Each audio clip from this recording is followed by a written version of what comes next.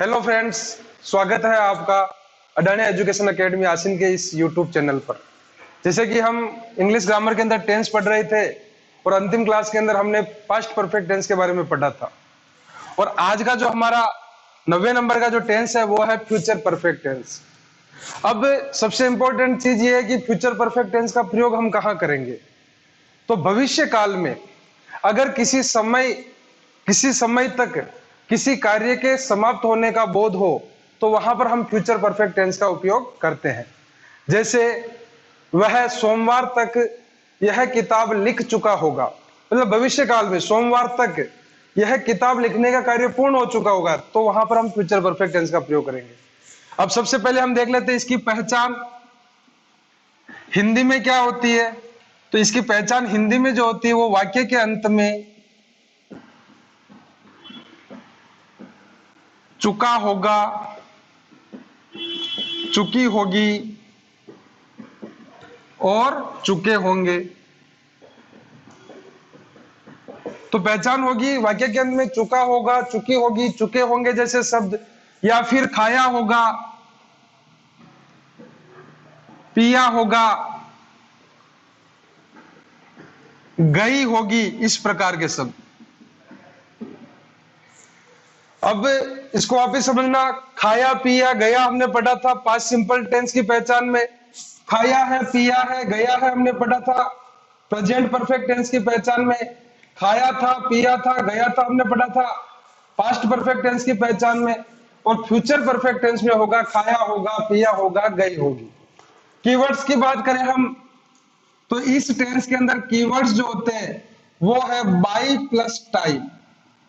By का मतलब तक और टाइम का मतलब समय। किसी भी समय तक किसी भी कार्य का भविष्य काल में पूर्ण होने का भाव फ्यूचर परफेक्ट टेंस का प्रयोग करवाते हैं वहां पर। फिर आगे बात करते हैं हम वर्ब्स की। तो वर्ब्स के अंदर सबसे पहले हेल्पिंग वर्ब के रूप में इसमें प्रयोग होगा shall oblique will plus have का। अब सेल का पता आपको पता ही है, किसके साथ में करेंगे, आई और वी के साथ, और विल का प्रयोग करेंगे हम से सभी के साथ। अब बात करते हैं हम मेन वर्ब की। तो फ्यूचर पर परफेक्ट कोई भी टेंस हो, चाहे प्रेजेंट परफेक्ट हो, चाहे पास्ट परफेक्ट हो या फ्यूचर परफेक्ट हो, उसमें हमेशा मेन वर्ब की थर्ड फॉर्म का प्रयोग किया जाता है। तो दोस्तों ये थी सामान्य पहचान। हिंदी में वाक्य के अंत में चुका होगा, चुकी होगी, चुके होंगे। Keywords by plus time, by के बाद में समय आना। वर्ब्स में helping verb shall oblique will plus have, और मेन वर्ब की थर्ड फॉर्म का प्रयोग फ्यूचर परफेक्ट टेंस में किया जाता है। अब फ्यूचर परफेक्ट टेंस की पहचान के बाद हम बात करते हैं कि ये फ्यूचर परफेक्ट के जो वाक्य हिंदी के इंग्लिश में कैसे ट्रांसलेट किए जाते हैं। तो सबसे पहले वही अफर्मेटिव सेंटेंस सूत्र लगभग आपको याद हो ही गए होंगे कि सबसे पहले सब्जेक्ट, उसके बाद में हेल्पिंग वर्ब के रूप में सेल oblique will plus have plus main verb की third form plus object plus other word का प्रयोग करेंगे। वाक्य है हिंदी का, वह सोमवार तक यह कार्य समाप्त कर चुका होगा। अब सबसे पहले देखिए चुका होगा मतलब कि फ्यूचर परफेक्ट की पहचान है। कौन है कार्य को करने वाला, वह क्या हो गया अपना सब्जेक्ट। क्या कर चुका होगा, यह कार्य। क्या का जवाब होता है अपना ऑब्जेक्ट। समाप्त करना वर्ब, और सोमवार तक टाइम हो गया। इसको जमाते हैं अपन इस सूत्र के हिसाब से। सबसे पहले सब्जेक्ट ही, अब ही के साथ में हेल्पिंग वर्ब, सेल का प्रयोग तो आई और वी के साथ होता है तो विल का प्रयोग करेंगे। ही विल हैव, समाप्त करना फिनिश, और फिनिश की थर्ड फॉर्म होती है फिनिश्ड, तो ही विल हैव फिनिश्ड यह कार्य, दिस वर्क। कब तक, सोमवार तक का मैंने बताया अभी पहचान में, बाई मंडे, वह सोमवार तक यह कार्य समाप्त कर चुका होगा, तो उसकी इंग्लिश बनेगी he will have finished this work by Monday. इसी प्रकार से सेकंड वाक्य देख लेते हैं, वह 7 बजे तक वहां पहुंच चुकी होगी। अब देखिए अंतिम जो पहचान आ रही, क्या आ रही, चुकी होगी, मतलब फ्यूचर परफेक्ट टेंस। कार्य को करने वाली कौन है, वह। ये हो गया आपका सब्जेक्ट। कहां पहुंची होगी, वहां। ये आपका ऑब्जेक्ट है, पहुंच चुकी होगी वर्ब हो गई। और 7 बजे तक टाइम हो गया। अब इसको चूंकि हमने सब्जेक्ट वर्ब ऑब्जेक्ट टाइम निकाल लिया, तो अब हमें इसको सूत्र के अनुसार जमाना। सब्जेक्ट सबसे पहले वह चूंकि चुकी होगी मतलब लड़की है, तो उसके लिए हम लगाएंगे सी के साथ हेल्पिंग वर्ब विल के बाद में हैव का प्रयोग, फिर आगे पहुंचना रीच्ड, कहा वहां देयर, कब तक 7 बजे तक बाई 7 PM या बाई 7 o'clock, वह 7 बजे तक वहां पहुंच चुकी होगी। तो इस प्रकार से अफर्मेटिव सेंटेंस जो फ्यूचर परफेक्ट टेंस के होते हैं उनको इंग्लिश में ट्रांसलेट किया जाता है, इंग्लिश में बनाया जाता है। आगे बात करते हैं हम नेगेटिव सेंटेंस की। तो नेगेटिव सेंटेंस का सूत्र होता है सबसे पहले सब्जेक्ट, उसके बाद में हेल्पिंग वर्ब के रूप में सेल और विल का प्रयोग, उसके बाद में नॉट, उसके बाद में यहाँ पर हैव आएगा, नॉट के बाद में हैव के बाद में मेन वर्ब की थर्ड फॉर्म, उसके बाद में ऑब्जेक्ट तथा बाद में अदर वर्ड का प्रयोग किया जाता है। यहां पर ध्यान रखिएगा कि shall will plus not plus have plus main verb की थर्ड फॉर्म। वह अगले महीने तक अपना कार्य पूर्ण कर चुका होगा। सबसे पहले कार्य को करने वाला कौन है? वह सब्जेक्ट हो गया, क्या कर रहा है? अपना कार्य, ऑब्जेक्ट हो गया, पूर्ण करना वर्ब हो गई, नहीं नॉट हो गया, और अगले महीने तक टाइम हो गया। जमाते हैं इसको, ही के साथ हेल्पिंग वर्ब विल, फिर आगे नोट लगाना है, फिर हैव, पूर्ण करना कंप्लीटेड, तो ही विल नॉट हैव कंप्लीटेड क्या? अपना कार्य, हिज वर्क, कब तक? अगले महीने तक, by next week, next month, sorry by next month. ये हो जाएगा negative sentence. He will not have completed his work by next month. Ram यह किताब नहीं लिख चुका होगा, तो राम के साथ हेल्पिंग वर्ब विल, नहीं आ रहा नॉट, हैव, लिखना रिटन, क्या? यह किताब, this book. Ram will not have written this book, Ram यह किताब नहीं लिख चुका होगा। यहां समय नहीं है तो अदर वर्ड में हमने समय नहीं लिखा। इस प्रकार से फ्यूचर परफेक्ट के अफर्मेटिव और नेगेटिव सेंटेंस का इंग्लिश में ट्रांसलेट किया जाता है, इंग्लिश में ट्रांसलेशन किया जाता है।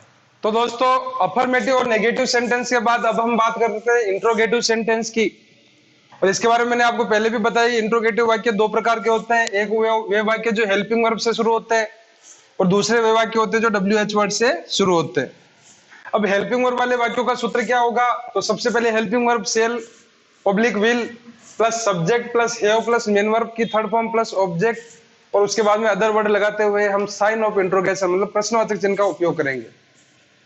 क्या वह अगले वर्ष तक यह उपन्यास लिख चुका होगा? देखिए दोस्तों कि सबसे पहले हम हेल्पिंग वर्ब के वाक्य वाले मतलब हेल्पिंग वर्ब के वाक्य की हिंदी में पहचान कैसे करते हैं? तो ये वाक्य हमेशा हिंदी में क्या से शुरू होते हैं, और अंतिम जो हमारी पहचान में चुका होगा वो आ ही रहा है यहाँ पर। तो ये फ्यूचर परफेक्ट का हेल्पिंग वर्ब वाला इंट्रोगेटिव वाक्य हो गया। तो सबसे पहले क्या क्या हो गया? अपना हेल्पिंग वर्ब, कार्य को करने वाला कौन है? वह सब्जेक्ट हो गया, क्या कर रहा है? यह उपन्यास लिख रहा है, तो यह उपन्यास क्या हो गया? ऑब्जेक्ट, लिखना हो गया आपकी वर्ब, और अगले वर्ष तक हो गया आपका टाइम। अब इसको हम इस सूत्र के अनुसार जमा लेते हैं। वह सब्जेक्ट और वह के लिए सेल और विल में से किसका प्रयोग करेंगे? विल का, तो विल, ही, फिर आगे हैव, फिर लिखना रिटन, क्या लिख चुका होगा? यह उपन्यास, दिस नॉवेल, कब तक? अगले वर्ष तक, by Monday, sorry by next year. तो वह अगले वर्ष तक, क्या वह अगले वर्ष तक यह उपन्यास लिख चुका होगा? तो will he have written this novel by next year. इस प्रकार से इसकी इंग्लिश बन जाएगी। क्या मैं 3 बजे तक वहां पहुंच चुका होऊंगा? तो सबसे पहले मैं चूंकि आई के लिए सेल, तो सेल, आई, हैव, पहुंचना रीच्ड, कहा? वहां देयर, कब तक? 3 बजे तक, बाय 3 o'clock। क्या मैं 3 बजे तक वहां पहुंच चुका होऊंगा? अगला देखते हैं इंट्रोगेटिव WH वर्ड। इसका सूत्र होगा सबसे पहले WH वर्ड, फिर बाद में helping verb shall will plus subject plus have plus main verb की थर्ड फॉर्म प्लस ऑब्जेक्ट तथा अदर वर्ड का उपयोग करेंगे। तुम अगले वर्ष तक क्या कर चुके होगे, तो क्या कहा आ रहा बीच में, इसका मतलब WH वर्ड वाला है। शुरुआत करते हैं, क्या को क्या कहेंगे, व्हाट। अब हेल्पिंग वर्ब तुम के हिसाब से विल, यू, हैव, करना डू, डू की थर्ड फॉर्म होती है डन। कब तक, अगले वर्ष तक, बाय नेक्स्ट ईयर। तो क्या हो गया, what will you have done by next year, तुम अगले वर्ष तक क्या कर चुके होगे। तुम सोमवार तक क्या पढ़ चुके होगे, सेम वही वाक्य बन जाएगा, व्हाट विल यू हैव, पढ़ना रीड की थर्ड फॉर्म रेडी होगी, सोमवार तक बाय मंडे, तुम सोमवार तक क्या पढ़ चुके होगे।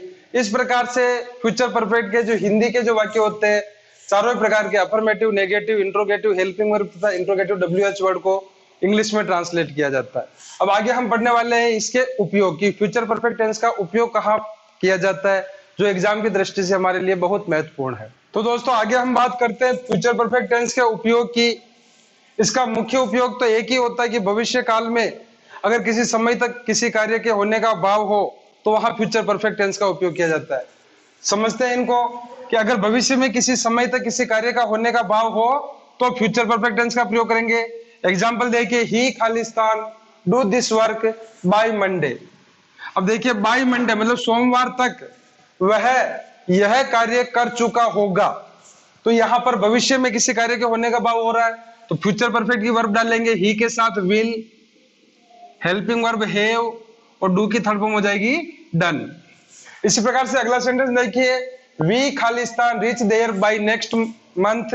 बाय के बाद में नेक्स्ट मंथ मतलब कि भविष्य काल का समय का बोध हो रहा है, भविष्य काल में किसी कार्य का पूर्ण होने का भाव हो रहा है, तो वहां फ्यूचर परफेक्ट वी के साथ में हम हेल्पिंग वर्ब क्या लगाएंगे, सेल, उसके बाद में हैव तथा वर्ब की थर्ड फॉर्म रीच्ड। अब ये जो दूसरा जो उपयोग है इसको थोड़ा ढंग से समझना दोस्तों, कि बाय प्लस टाइम हो तो फ्यूचर परफेक्ट टेंस का उपयोग होता ही है, जो अपन ने ऊपर वाले वाक्यों में भी किया है। लेकिन अगर टाइम पास्ट का हो, मतलब बाय तो है लेकिन बाय के बाद में समय कौन से टेंस का हो, भूतकाल का हो, पास्ट का हो, तो फिर प्रेजेंट परफेक्ट का, फ्यूचर परफेक्ट का उपयोग नहीं करते हुए हम किसका करेंगे, पास्ट परफेक्ट टेंस का उपयोग करेंगे। समझेंगे, Mohan Khalistan do this work bye yesterday. अब देखो बाय तो आ रहा है लेकिन बाय के बाद में समय जो आ रहा है वो कौन सी टेंस का आ रहा है, पास्ट का, तो ये हो गया पास्ट परफेक्ट, क्योंकि फ्यूचर परफेक्ट होगा नहीं, क्योंकि पास्ट का वाक्य तो पास्ट में ही रहेगा। तो मोहन हेड और डू की थर्ड फॉर्म हो जाएगी डन, हेड डन हो जाएगा। फिर इसी प्रकार से आई खालिस्तान prepare my notes by next month. By के बाद में समय आ रहा है लेकिन फ्यूचर का है, तो यहां पर अब हम पास्ट परफेक्ट का न करते हुए फ्यूचर परफेक्ट का करेंगे। तो आई सेल हैव, प्रिपेयर की थर्ड फॉर्म हो जाएगी प्रिपेयर्ड। तो दोस्तों मुख्य उपयोग यही है कि बाय के बाद में समय हो तो फ्यूचर परफेक्ट टेंस का उपयोग होता है, लेकिन अगर समय पास्ट का आ जाता है मतलब भूतकाल का आ जाता है तो फिर पास्ट परफेक्ट का उपयोग करते हैं। यह था फ्यूचर परफेक्ट टेंस। आगे वाली क्लास में हम पढ़ेंगे प्रेजेंट परफेक्ट कंटिन्यू टेंस। धन्यवाद।